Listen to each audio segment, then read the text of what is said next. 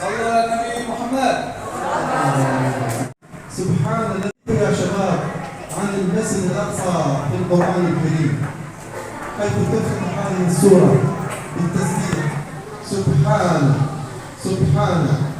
من يستطيع يا شباب أن يفسر لي ما معنى كلمة سبحانه؟ Nah, ini surat Al-Isra ini dibuka dengan tasbih. ما معنى التسبيح؟ Nah, apa makna dari tasbih? Yang tahu? سبحانه. Nah, arti dari subhana.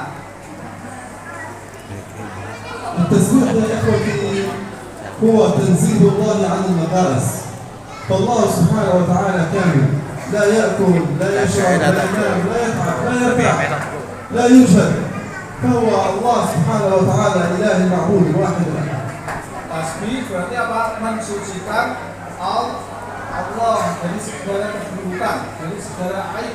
Jadi Allah itu tidak punya aib, tidak punya keburukan, yang ada hanya yang baik-baik saja. هو الواحد الأحد الفرد الصمد الذي لم يلد ولم يولد ولم يكن له كفوا أحد. سبحان الذي أسرى بعبده. نسأل عبده من هو عبد الله سبحانه وتعالى المقصود في هذه الآية الكريمة يا شباب؟ Di ayat ini kan berbicara tentang hamba Allah yang diperjalankan dari Masjid Al-Haram, Masjidil Haram di Makkah ke Masjidil Aqsa. Nah, pertanyaannya siapa yang diperjalankan? Siapa?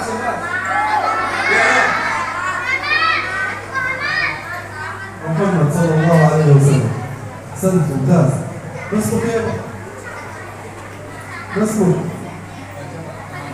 الذي أجاب عن السؤال. ما شاء الله عليك، أحسنت عبد الله ممتاز، أحسنت ما شاء الله عليك ممتاز. إذا سبحان الذي أسرع بعبده ليلا أم نهارا؟ ليلا. من أين إلى أين يا شباب؟ من المسجد الحرام في مكة المكرمة إلى المسجد الأقصى في أين يوجد المسجد الأقصى يا شباب؟ Di mana letak Masjidil Aqsa? في بلد Yang keras. في فلسطين. ممتاز أحسنت. الذي أسرع بعبده ليلا من المسجد الحرام إلى المسجد الأقصى الذي باركنا حوله. وكلمة باركنا حوله المقصود فيها بلاد الشام، الأردن، فلسطين، لبنان، سوريا، هي بلاد الشام المباركة. Nah, di dalam ayat ini Allah Subhanahu wa taala juga menspesialkan negeri-negeri, ya kan? Negeri apa di sini? Barakna haulah itu artinya adalah negeri-negeri yang diberkahi. Di mana negeri yang diberkahi? Ya di sekitaran Masjidil Aqsa. Ada Palestina, ada Jordania, Lebanon, Suria. الحكمة من هذه الهجرة النبوية أو الإسراء بالنبي صلى الله عليه وسلم لنريه من آياتنا إنه هو السميع البصير، لكي ينظر لكي يتعرف رسولنا محمد صلى الله عليه وسلم على قدرة الله سبحانه وتعالى كيف انتقل بهذه السرعة من مكة إلى فلسطين ومن فلسطين إلى السماوات العليا إلى سدرة قدرة الله. Ayat ini juga menjelaskan tentang keagungan Allah Subhanahu wa taala yang mana sudah memperjalankan Nabi Muhammad SAW dari Mekah ke Masjidil Aqsa. Kemudian dari Masjidil Aqsa ke mana? لهذا المسجد الأقصى يا شباب مكانة عظيمة في قلوب المسلمين، فالأقصى هو أولى القبلتين الكريمتين وثالث الحرمين الشريفين. Nah, jadi Masjidil Aqsa itu adalah tempat yang spesial bagi umat Islam. Jadi bukan hanya Masjidil Haram sama Masjid Nabawi aja, ya. Nah, ini Masjidil Aqsa itu masjid keberapa? Yang kedua atau ketiga? Tiga, yang setelah Masjidil Haram dan Masjid Nabawi. وبما أن له هذه المكانة العظيمة فإن الاعتداء على المسجد الأقصى وهو حرم وهو القبلة الأولى من قبلتي المسلمين، فإن الاعتداء عليه يعتبر كأنه اعتداء على الحرم الآخر، ويعتبر كأنه اعتداء على المسجد الحرام في مكة المكرمة. فالاعتداء على أحد المسجدين يعتبر اعتداء على الآخر. Nah, bahkan udah tahu belum? Dulu kaum muslimin ketika sholat itu kiblat pertamanya ke mana? Ke Masjid Aqsa. sejarahnya. Sekarang kita tahu kalau Masjidil Aqsa itu dijajah sama siapa? Nah, maka sebenarnya menjajah Masjidil Aqsa itu juga sama dengan menjajah Masjidil Haram di Mekah karena sama-sama tempat suci. تخيلوا يا شباب عندما أسري بالنبي صلى الله عليه وسلم ثم عرج به إلى السماء ثم عاد إلى فراشه وكان فراشه لا يزال دافئا فانطلق عليه الصلاة والسلام لكي يخبر الناس بما رآه من آيات الله سبحانه وتعالى فسمعه أحد المشركين سمع النبي صلى الله عليه وسلم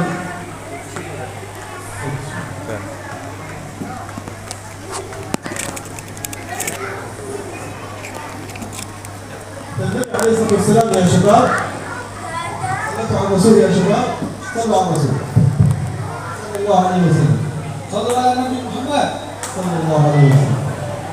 فالنبي صلى الله عليه وسلم عندما أراد أن يصف عندما أراد أن يتكلم للناس عما قد رآه من آيات ربه الكبرى أنه انتقل بهذه السرعة وقد عاد إلى فراشه وكان لا يزال دافئا. فعندما سمعه بعض المشركين جمع عليه الناس تعالوا يا تعالى وسلم عن أول بيت الوضع في الأرض وكان الله سبحانه وتعالى وعن ثاني بيت.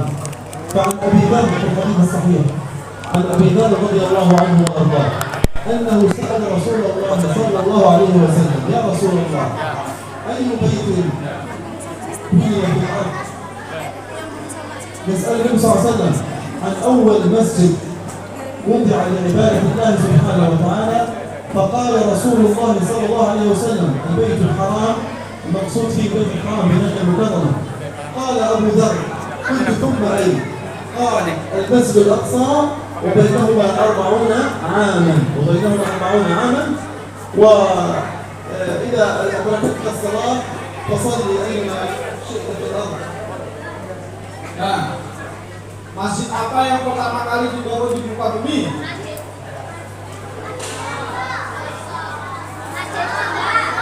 Masjidil Haram. Terus yang kedua?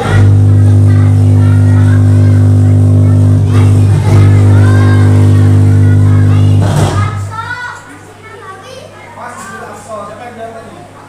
Siapa namanya? Oh ya. Dan jaraknya antara Masjidil Haram sama Masjidil Aqsa berapa tahun? Jarak dibangunnya berapa tahun? Selisihnya 40 tahun. وأما تحديد من قام ببناء المسجد الأقصى ففي سنن ابن ماجه وفي صحيح ابن ماجه عن عبد الله بن عمر رضي الله عنه عن رسول الله صلى الله عليه وسلم قال لما فرق سليمان نبي من أنبياء الله وهو أول سيدنا داوود عاش في فلسطين.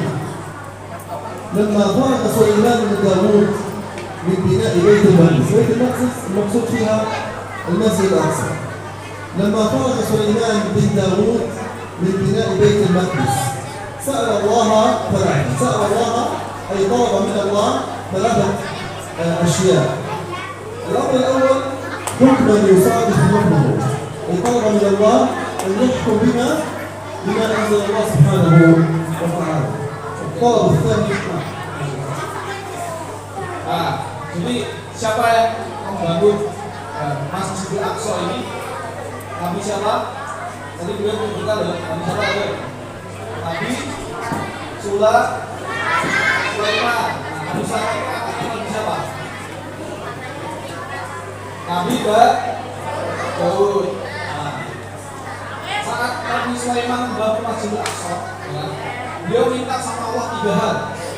Yang pertama adalah beliau diberikan kekuasaan, yang mana kekuasaan itu dijalankan sesuai dengan syariat Allah. فطلب من الله 3 أمور. الأمر الأول أن يحكم بما أنزل الله، أن يحكم بحكم الله سبحانه وتعالى. إذا قضى بين العباد أن يحكم بحكم الله سبحانه وتعالى. هذا معنى الحديث الشريف. وطلب أيضا من الله سبحانه وتعالى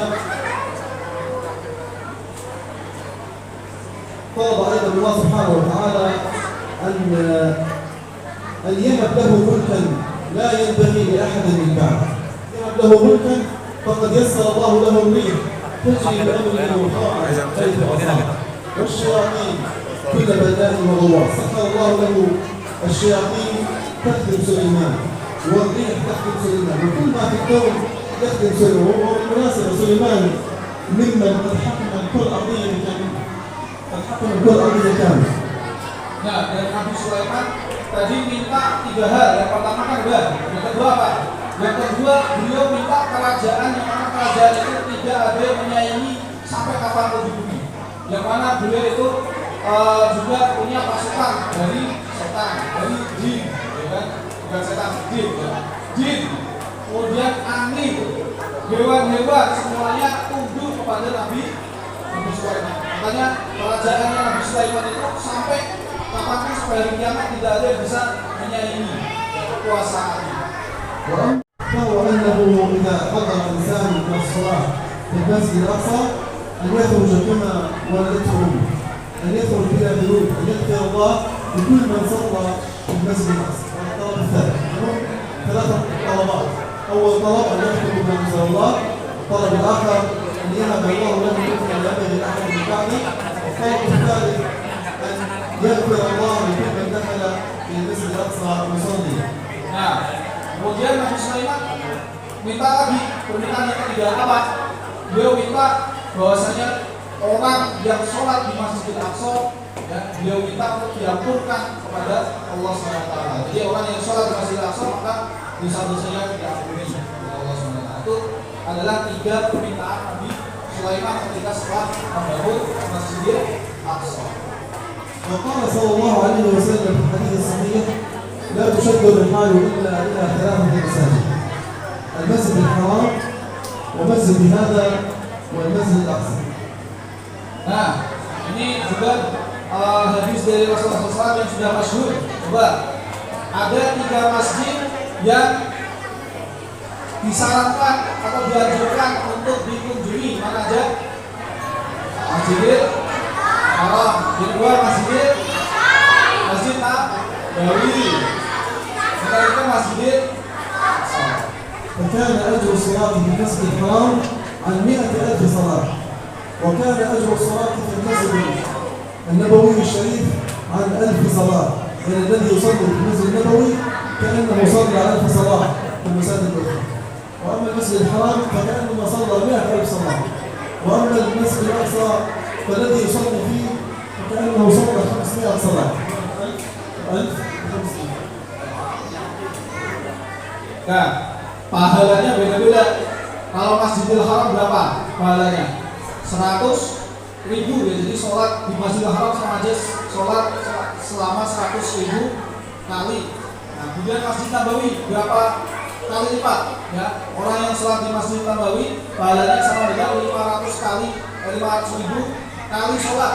Kemudian Masjidil Aqsa, orang yang sholat di situ sama aja sholat sekali sama aja pahalanya berapa kali? 1000 kali sholat.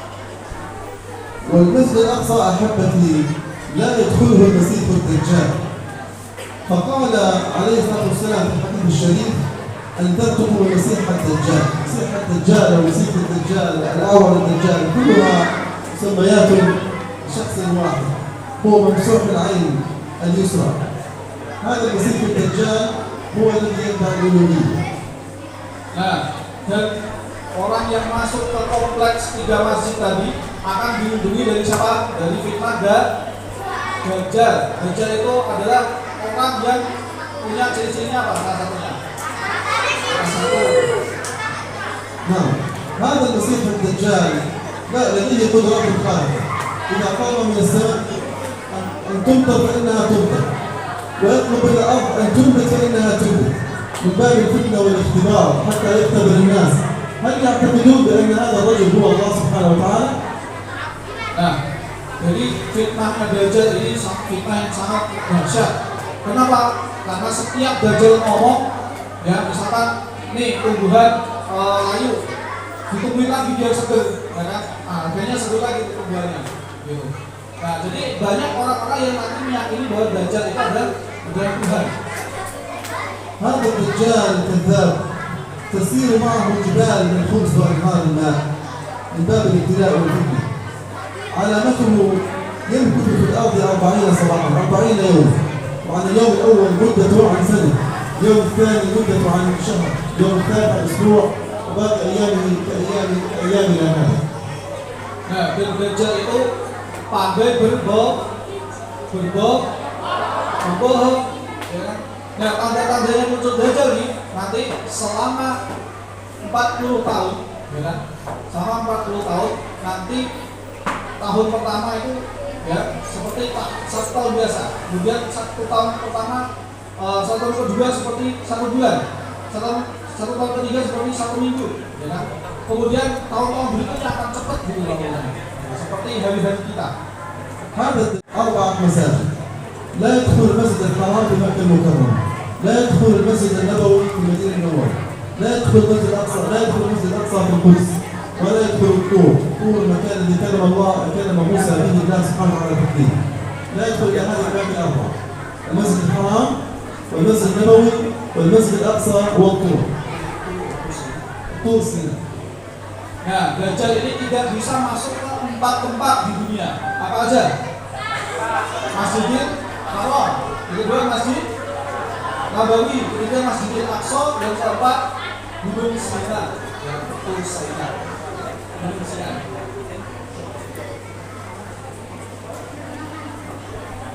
وفي بعض الآثار ما يدل على أن المسجد الأقصى هو المكان الذي ينادى فيه الناس يوم المحشر.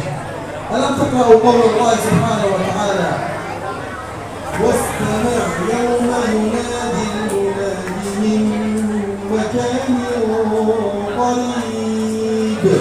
المكان القريب هو المسجد الأقصى، ينادى فيه على الناس يوم القيامة حتى يحشر الناس ويحاسبون في يوم القيامة. Nah, tahu nggak? Masjidil Aqsa nanti di hari kiamat akan menjadi Ardul Mahsyar, tempat berkumpulnya semua manusia. Itu dijelaskan dalam Al-Quran, ya. Min makanin qorib, ya. Makanin qorib kalau tempat yang dekat itu mana? Di mana? Di Masjidil Aqsa. Di Masjidil Aqsa, ya, Al-Quds nanti akan menjadi pelataran tempat berkumpulnya semua manusia setelah bumi ini kiamat. وأيضا المسجد الأقصى يا شباب هو أيضا محفظ لدى كل الأنبياء، نصر جميع الأنبياء. فعندما حضرت سيدنا موسى عليه الصلاة والسلام الوفاة طلبوا من الله سبحانه وتعالى أن يتوفاه في أكناف المسجد الأقصى وقريبا من المسجد الأقصى، يدل على مكانة المسجد الأقصى عند الأنبياء عليهم الصلاة والسلام. Nah, Masjidil Aqsa ini juga adalah tempat di mana nabi-nabi diwafatkan. Seperti Nabi siapa? Nabi Musa. Nabi Musa alaihissalam meminta kepada Allah Subhanahu wa taala untuk diwafatkan di dekat Masjidil Aqsa.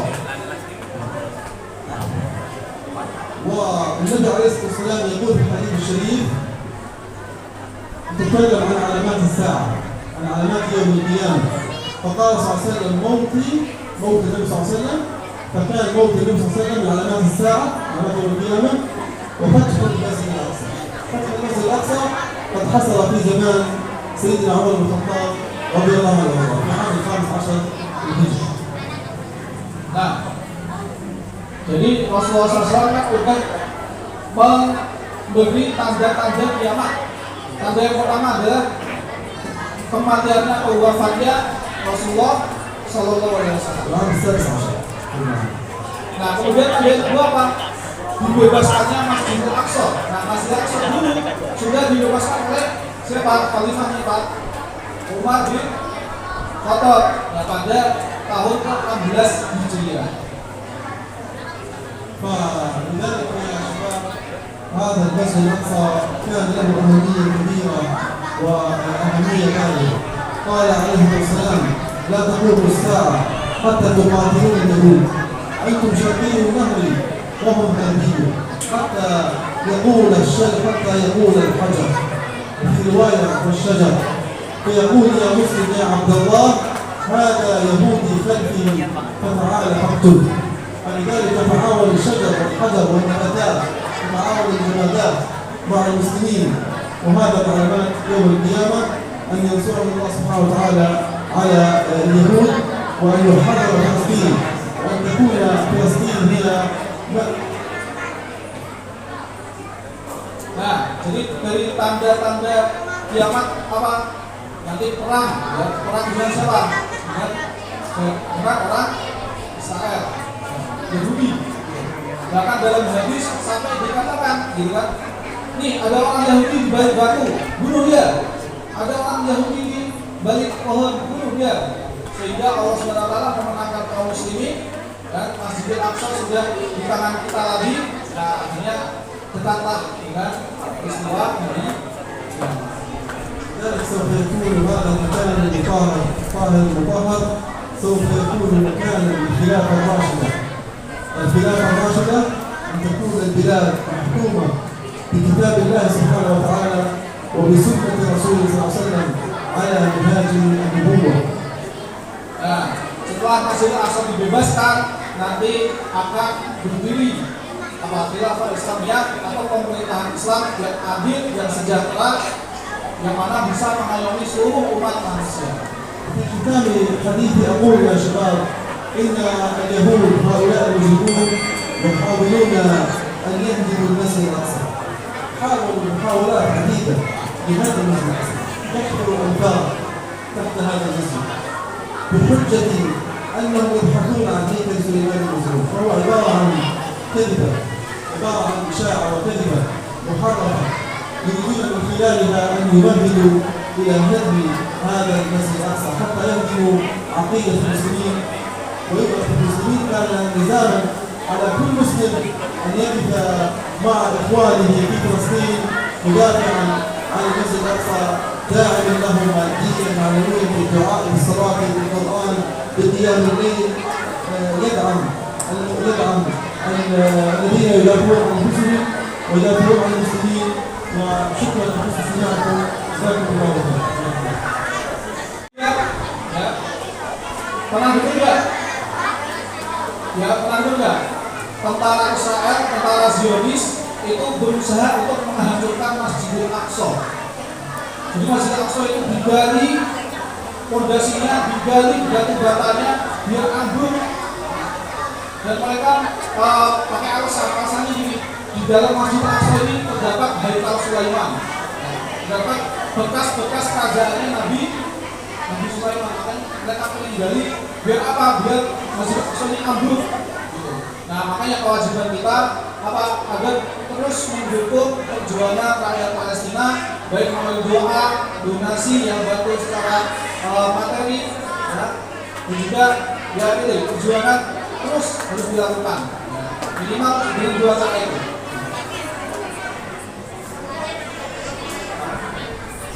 Ya mungkin ada yang di sini adik-adik yang mau nanya sama syekhnya langsung, ayo.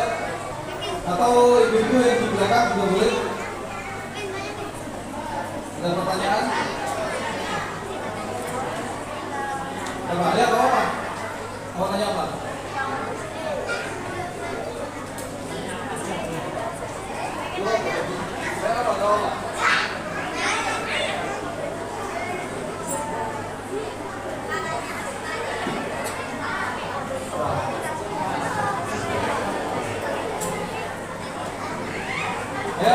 Yang nanya, jadi kan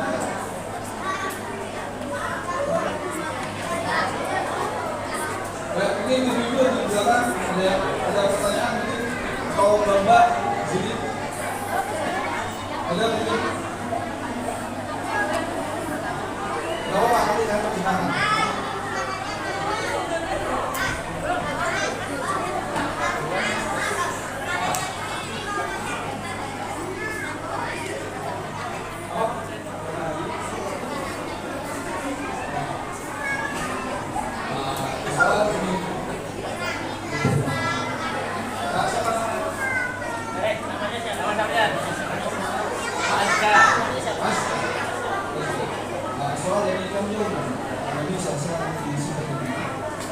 لم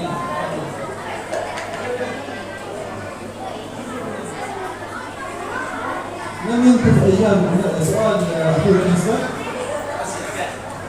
سؤال أزكى كم يوما مكث الرسول صلى الله عليه وسلم في سدرة المنتهى النبي صلى الله عليه وسلم قد ذهب ورجع في نفس الليل وفراشه ما يزال ساخنا فهو مكث وقت ليس الوقت الطويل وأقل من ليلة جزء من الساعة لكنه رأى من آيات ربه الكبرى رأى النار رأى الجنة رأى كيف أهل الجنة ينعمون كيف أهل النار يعذبون رأى أمور كثيرة جدا أخبرت عنها في حديث الرسول لم يمكن وقتا طويل.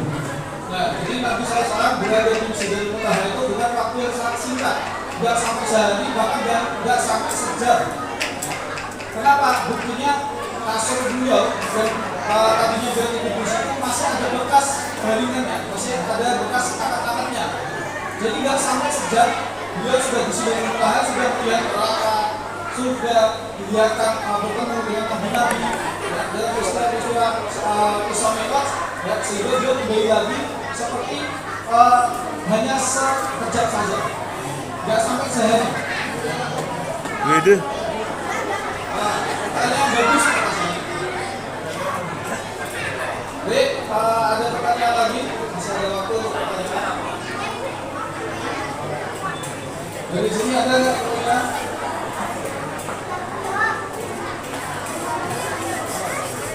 Nah, ini dari dia.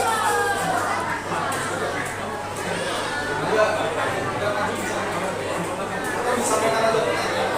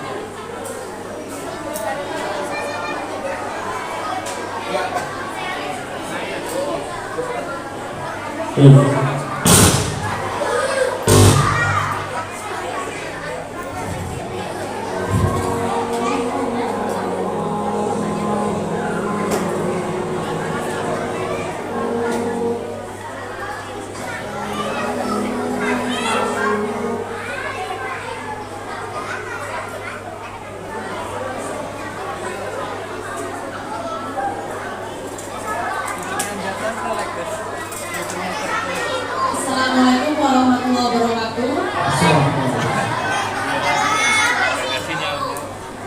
Mohon maaf, Ustaz, saya ingin bertanya, untuk kami negara Indonesia, kira-kira apa yang bisa kami lakukan untuk membantu saudara kita yang ada di Palestina?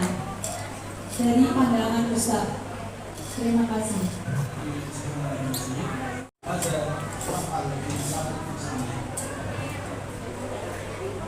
سؤال جيد لوقت القيامة. ماذا نفعل نحن كالمسلمين كأردنيين كمسلمين؟ ماذا يمكن لنا أن نقدم تجاه شعب فلسطين؟ الحقيقة يا شباب، أولا علينا أن نعلم أن النصر من عند الله سبحانه وتعالى. الله سبحانه وتعالى إذا أراد أن ينصر لا ينصر بعدد ولا بسلاح، يعني الله سبحانه وتعالى لا ينصر المسلمين بشرط أن يكون سلاحهم أكثر أو عددهم أكثر، إنما ينصرهم بقدرة الله سبحانه وتعالى.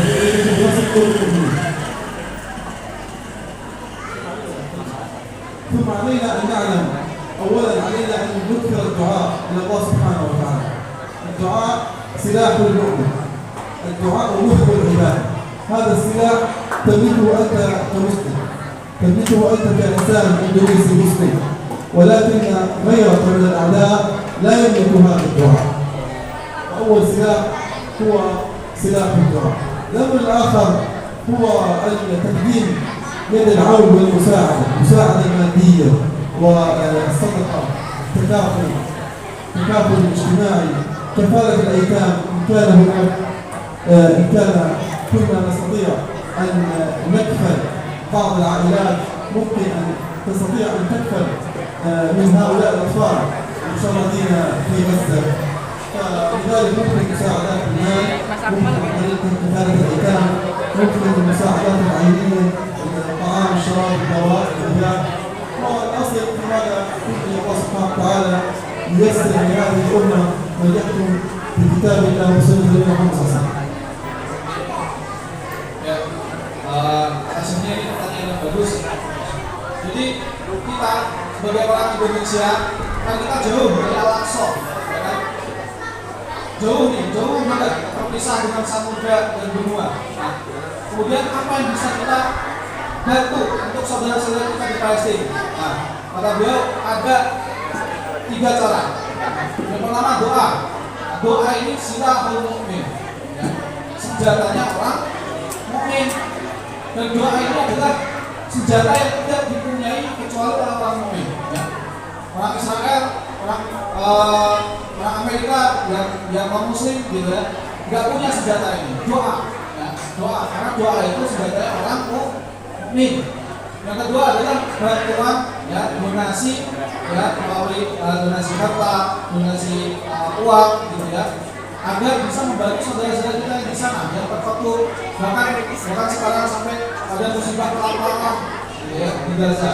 Nah, maka yang bisa kita bantu adalah kedua adalah donasi, ya, donasi dengan materi. Kemudian yang ketiga yaitu kalau kita bisa, kalau kita mampu, ya, kita punya kelebihan rezeki, ya, kita langsung menjadi kafir, ya, kafir orang-orang yatim. Ya. Kan banyak orang-orang Gaza yang mana orang tuanya sudah mati, ya, sudah syahid, ya, karena terkena serangan dari Israel. Nah, banyak anak-anak yang seusia atau ini yang di sini, ya, ini yang sudah yatim piatu. Gitu. Nah, maka bagi kita yang mampu, ya, kita sisihkan sebagian uang untuk membantu mereka agar bisa tetap langsungkan hidup, lanjutkan perjuangan di sana.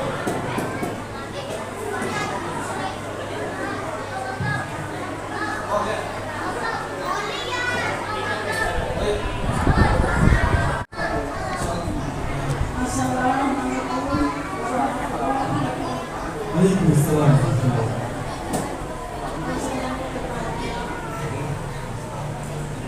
Mengapa Palestina sekarang ini menjadi begini, menjadi hancur, padahal dulu bagus sekali? Apakah memang sudah tertulis di nomor?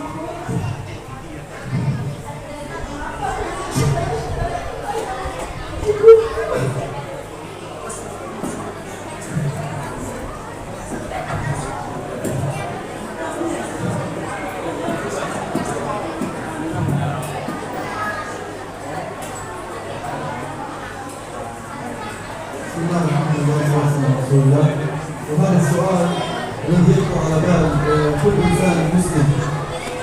لماذا يحصل هذا الامر في فلسطين؟ لماذا يحصل بالذات لاهل غزه؟ لماذا يحصل هذا الامر؟ في الحقيقه اختي العزيزه، اخواني الكرام، اولا الدنيا دار ابتلاء وليست دار الجزاء.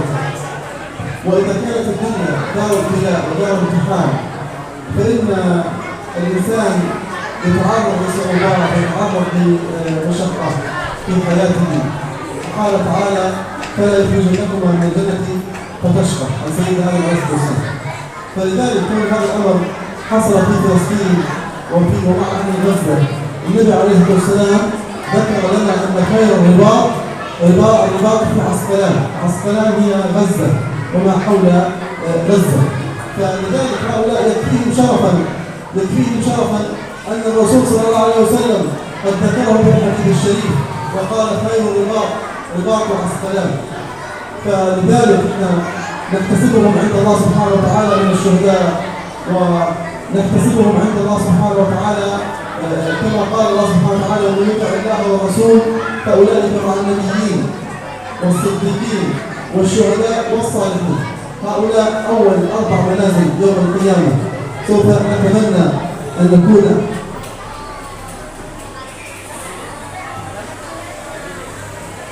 سيتمنى كل إنسان منا أن يكون من هؤلاء.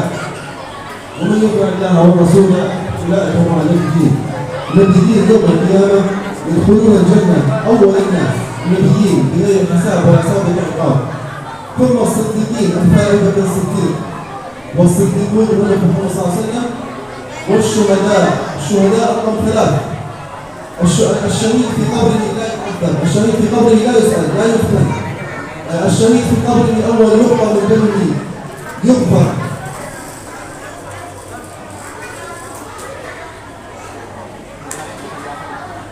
يغفر له كل ما قد عمل. فلذلك سوف يتمنى كل انسان ان يكون من هؤلاء الناس، يوم القيامه سوف يتمنى ان يكون كل انسان معه، لما يلاقونه من الكرامه، التكريم، الكرامه الالهيه عند الله سبحانه وتعالى. Jadi ujian itu memang adalah keniscayaan yang mana ujian itu diberikan oleh Allah Subhanahu wa taala untuk menguji dan tingkat keimanan seseorang. Nah, sekarang kita lihat ujian terbesar dan terberat di zaman ini, di zaman kita, di hari ini ada di mana? Di Gaza, rumah-rumah dihancurkan, orang-orang dibunuh, sekolah-sekolah, madrasah dihancurkan, masjid dibom, semuanya luluh lantak oleh bumi, ya, luluh lantak oleh bom, dan rata dengan bumi. Ini adalah ujian terberat di zaman ini. Makanya ujian itu ya sebanding dengan level keimanan seseorang. Semakin berujian maka keimanannya juga semakin kuat, semakin tinggi. Jadi sekarang siapa yang keimanannya itu lebih kuat, lebih besar di zaman kita sekarang? Orang-orang Gaza, orang-orang Palestina. Karena Nabi SAW sudah bersabda, ya khairul ibad wa fi'lan, ya sebaik-baik perkara adalah riba, adalah bertahan, adalah saling ya bertahan, ya. Di mana kita harus di Asqalan. Asqalan itu di mana? Di Gaza. Ya. Jadi kenapa orang-orang Gaza ketika di ultimatum sama Israel untuk pergi dari Gaza, mereka nggak mau pergi dari Gaza? Kenapa? Karena mereka telah melaksanakan wasiat dari Rasulullah SAW itu khairul riba, ya. Sebaik-baik riba, sebaik-baik ikatan adalah ikatan di mana? Di Gaza, di Asqalan. Nah, maka ada 4 golongan orang yang langsung masuk surga tanpa dicap, tanpa dihisab, ya, oleh Allah SWT nanti ketika hari kiamat. Yang pertama apa? An-Nabiyyin, para anbiya, para nabi-nabi. Nah, kemudian siapa yang kedua?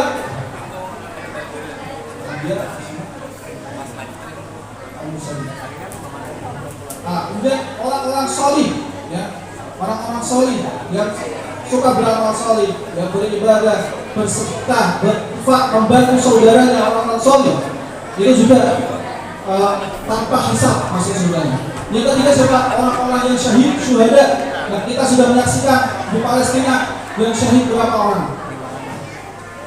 Bahkan sampai berapa orang? Puluhan ribu orang syahid. Di antaranya adalah anak-anak seluruh kalian yang sudah syahid. Nah, orang-orang syahid itu dosa-dosanya diampuni, masuk surga tanpa hisab. Itu orang-orang syahid. Kemudian yang ketiga, yang keempat adalah orang-orang siddiqin, orang yang membenarkan ajaran Islam, ya, membenarkan risalah, ya, yang mana 4 golongan ini nanti akan masuk surga tanpa hisab. Nah, kita berdoa semoga kita termasuk dalam 4 golongan orang ini, ya. 4 golongan orang yang mana mereka akan, ya, dosa-dosanya diampuni dan masuk surga tanpa hisab.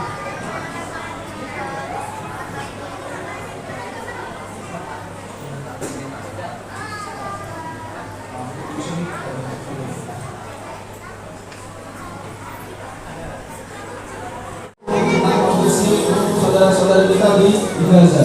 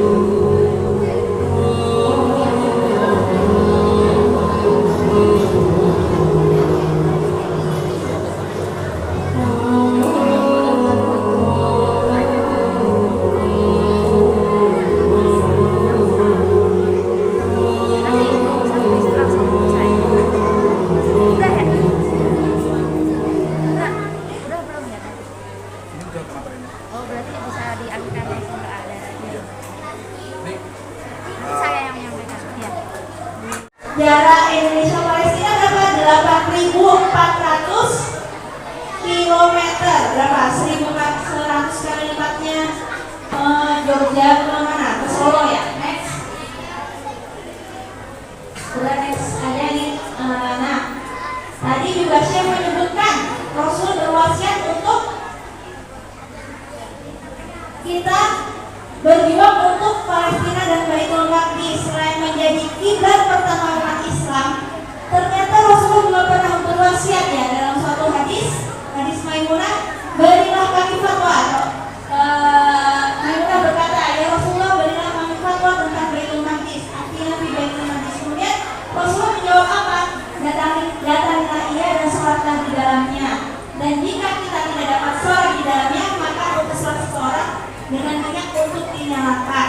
Jadi minyak yang di sini ibu-ibu itu banyak ulama yang menafsirkan bahwasanya maksud dari minyak di zaman sekarang adalah memberikan bantuan atau donasi. Tadi yang seperti yang Syekh sampaikan, apa yang bisa kita lakukan?